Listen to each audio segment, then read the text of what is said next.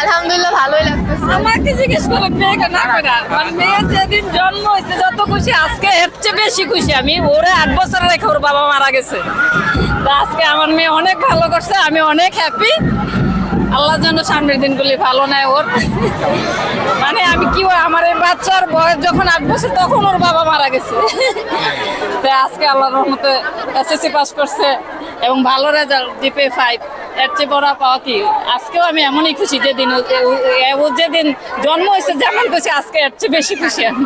ওকে নিয়ে এই যে লম্বা একটা পথ পাড়ি দিয়েছেন, কষ্টের যে বিষয়, অনেক অনেক আছে, এগুলি কি বলবো বলেন, অনেক ঘাত প্রতিঘাত পার করে আসছি, আরো করতে হবে। আমি কখনো হার মানি না, মানবো না। যে যাই বলুক ভাই, সোনার হরিণ চাই।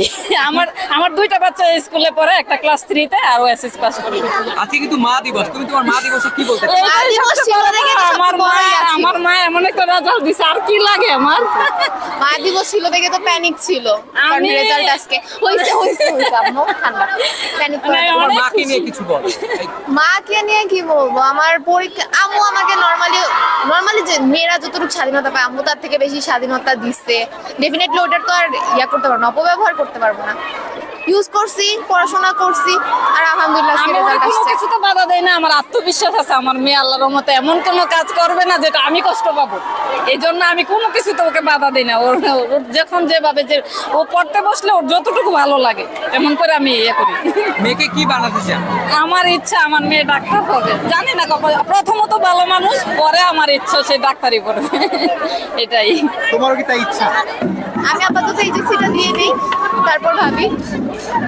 আমার 2টা মেয়ে যেন মানুষের সেবা করতে পারে, ভালো কিছু করে, মানুষের পাশে থাকে, এটাই আমার চাই। আমি অল্প বয়সে স্বামী হারাইছি, আমার সন্তানের জন্য মানুষের উপকার করতে পারে, এটাই আমার চাপ। কত কথা বলে সমাজ সংসার বলুক, আমার কোনো যায় আসে না।